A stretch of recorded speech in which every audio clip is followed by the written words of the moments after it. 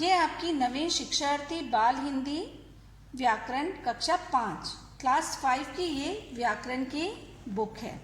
ठीक है, इससे पहले हमने क्या पढ़ा था बेटा? हमने क्या समझा, किस चीज का एक्सप्लेनेशन देखा था? हमने अपठित गद्यांश का एक्सप्लेनेशन देखा था। ठीक है, चलिए इसको और एक बार और समझा देती हूँ आपको मैं। ये पेज नंबर 23 पाठ 23 अपठित गद्यांश पेज नंबर 98 में है। आपके बुक पेज नंबर 98 पे है ये।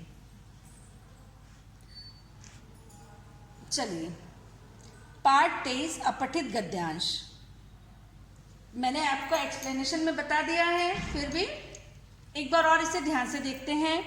गद्य का ऐसा अंश जिसे तुमने कभी पढ़ा न हो। गद्य का एक ऐसा अंश जिसे तुमने कभी पढ़ा न हो अपठित गद्यांश कहलाता है। जिसे ना पढ़ा हो, गद्य का वो अंश जिसे हम नहीं पढ़े हैं, वो अपठित गद्यांश कहलाता है। अपठित गद्यांश को पढ़कर तुम उसे अच्छी तरह समझ सको, इसके लिए कुछ बातें ध्यान रखना है। अपठित गद्यांश को आप लोग अच्छे से पढ़ना, अच्छी तरह से समझना, उसके लिए कुछ टिप्स दिए गए हैं, उसे हम देखते हैं।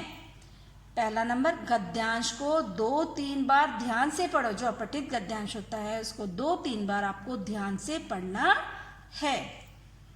गद्यांश के नीचे दिए गए प्रश्नों को ध्यान से पढ़ो। जब आप इसको पढ़ लोगे अच्छे से, अपठित गद्यांश को पढ़ लोगे, उसके बाद उसके नीचे दिए गए क्वेश्चंस आंसर को भी, उसके क्वेश्चंस को भी ध्यान से पढ़ना है। प्रश्नों के उत्तर अपने शब्दों में लिखना है। प्रश्नों के उत्तर को हमें अपने ही वर्ड में आंसर उसमें लिखना है। ठीक है बेटा? प्रश्नों के उत्तर सटीक और संक्षिप्त होने चाहिए। प्रश्नों के उत्तर सटीक मतलब एकदम सही और छोटा होना चाहिए। संक्षिप्त मतलब छोटा होना चाहिए। गद्यांश का शीर्षक छोटा हो और मूल भाव से संबंध रखने वाला हो।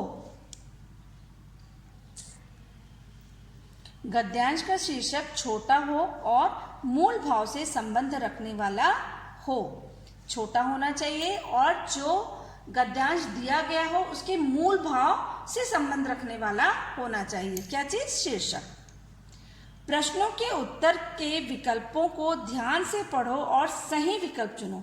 जैसे चूज द करेक्ट आंसर रहेंगे, पहले उस क्वेश्चन को ध्यान से आप लोग पढ़ेंगे, उसके बाद उसके आंसर को ध्यान से टिक करेंगे या ढूंढेंगे। ठीक है, चलो उदाहरण अभी आपकी जो बुक में दिया है हम उसको देखते हैं। बुक पेज नंबर 98 पे। ठीक है, चलिए उदाहरण नंबर 1। महात्मा गांधी का पूरा नाम मोहनदास करमचंद गांधी था। ये सभी जानते हैं। मैट्रिक की परीक्षा पास करके मोहनदास बैरिस्टर की पढ़ाई करने इंग्लैंड गए। बैरिस्टर बनकर वे एक पारसी कंपनी की ओर से मुकदमा लड़ने दक्षिण अफ्रीका गए। वहां उन्होंने देखा कि गोरी सरकार काले लोगों पर अत्याचार करती है। अन्याय के विरुद्ध लड़ने के लिए मोहनदास ने सत्याग्रह का रास्ता अपनाया। सत्याग्रह का अर्थ है सच्ची बात पर डटे रहना।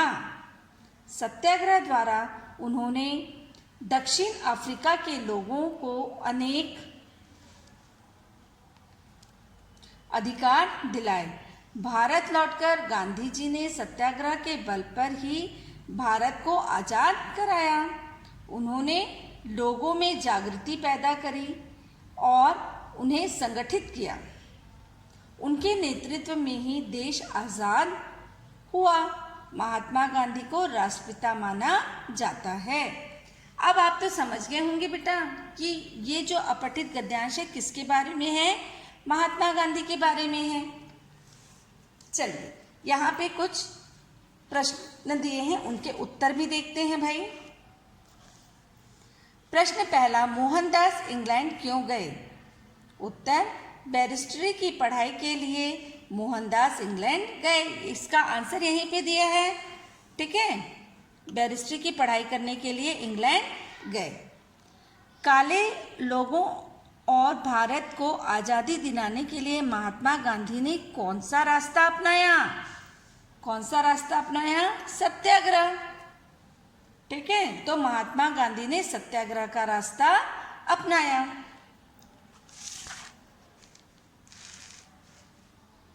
चलिए प्रश्न क्रमांक 3 देखते हैं। सत्याग्रह का क्या अर्थ है? सत्याग्रह का अर्थ है, हमने यहाँ पे देखा है, सच्ची बात पर डटे रहना, है ना। यहाँ पे हमने देखा, तो लिखेंगे यहाँ पे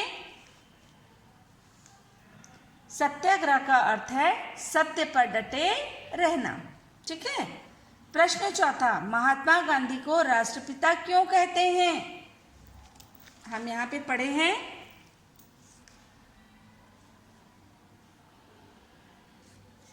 यहाँ पे हमने देखा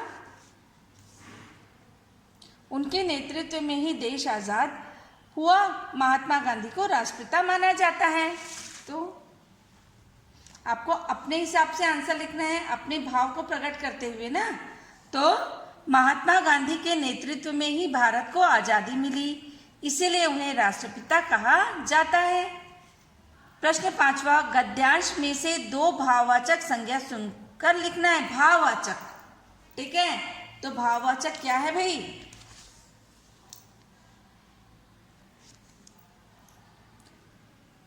जागृति और कौन सा देखे भाई? अत्याचार। ठीक है, ये दोनों क्या है? भाववाचक है। तो देखते हैं भाई, यहाँ पे जागृति और अत्याचार 2 भाववाचक संज्ञा हमने चुनकर इसमें लिखा है। बेटा ये आपका होमवर्क है,